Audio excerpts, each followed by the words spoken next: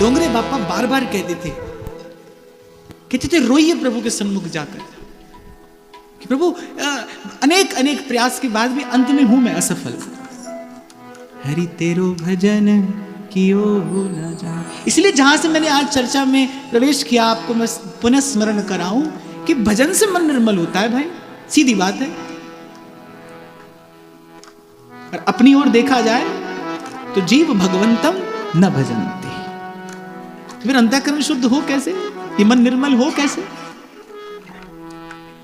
तो निर्मल मन अर्थात स्वीकारोक्ति, अपने अपराध की स्वीकारोक्ति, प्रभु के सन्मुख जाकर स्वीकार करिए अपना। दया उत्पन्न होती है, करुणा निधान के हृदय में करुणा उत्पन्न होती है। जब प्रभु देखते हैं ना कि कोई वस्तुतः भजन करना चाहता है, करता नहीं करना चाहता है। हमारे ध्रुवदास जी एक बड़ी प्यारी बात कहते प्राण दिए ये प्रेम ना पाइए। प्राण देकर भी इस प्रेम को नहीं पाया जा सकता। तो फिर किसी ने पूछा प्राण देकर भी नहीं पाया जा सकता, फिर मिले कैसे? बोले बस ती रस को लल चाहिए, उसकी लालसा प्राप्त करिए, भजन की इच्छा प्राप्त करिए। तो मुझे बड़ी प्रिय लगती है श्री सूरदास जी की वाणी की ये बात। वो बार बार प्रभु के स्वभाव का भी स्मरण करते हैं और अपने स्वरूप का भी स्मरण करते चले जाते हैं। अंत तक वो भूलते नहीं कि मैं सवै अंग गुणहीन हूं। तो डोंगरे बापा कहते थे कि नित्य प्रति श्री ठाकुर जी के सन्मुख जाकर रोइए। और एक और बात मैं आपको बताऊं, कभी इस बात का अनुभव करना कि इस बात के लिए रोना आवेगा नहीं। अनुभव करके देख लेना, इस बात के लिए रोना आवेगा नहीं कि भजन नहीं होता, कि प्रभु आपका सतत स्मरण नहीं होता, सेवा में सुमिरन में रुचि नहीं है, इस बात के लिए नहीं आएगा भाई रोना। संसार के दुख से ही जीव रोता है, रोता आता है रोता चला जाता है। इस बात के लिए कौन रोता है? इस बात के लिए तो गोपी सा कोई बड़भागी रोता है।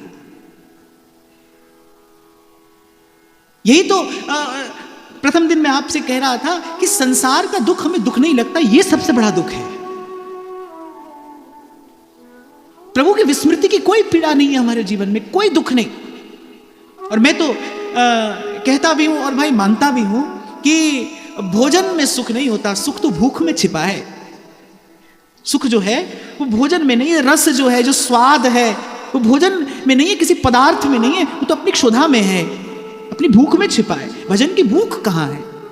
इन संतों के जीवन में भजन की भूख दिखाई पड़ती है। और मुझे लगता है ये भजन की भूख इनके रोम रोम को भजनमय बना देती है। ये जो भजन की भूख है ना, कृष्ण दर्शन लालसा, कृष्ण के दर्शन की लालसा गोपी के रोम रोम से कृष्ण प्रकट कर देती है। जित देखूं तित श्याममयी है। सूरदास जी ने कहा ना, जित देखूं तित श्याममयी है। ये जहां गोपी देखती है वहां श्री कृष्ण का दर्शन है। इसके मूल में क्या है? कृष्ण दर्शन लालसा, भूख है, प्यास है। और क्षमा करना, आपके मेरे जीवन में भूख नहीं है, भजन की भूख नहीं है। प्यास कहां है भाई? नहीं है। नहीं तो जैसे ही कोई तरसता है तो घनश्याम बरसता है, जैसे ही कोई तरसे तैसे प्रभु बरसते हैं। इन संतों के निकट बैठकर जितना प्रभु का स्वभाव जानने में आता है तो यही समझ में आता है भाई, देर भी अपनी ओर से हो रही है, अंधेर भी अपनी ओर से हो रहा है। प्रभु की ओर से कोई देर नहीं भाई, एक क्षण की देर नहीं।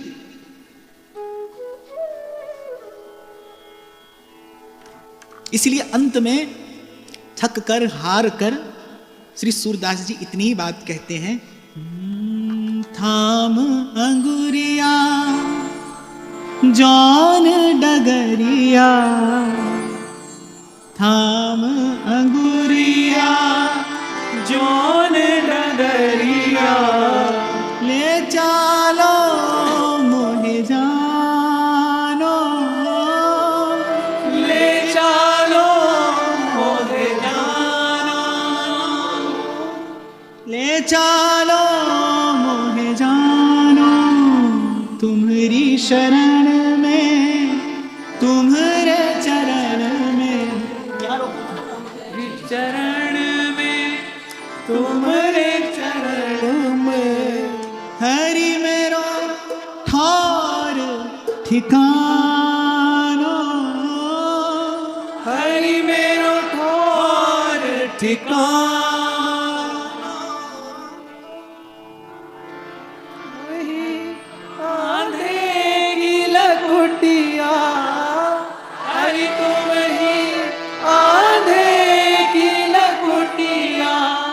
तुम ही जिए को चैना।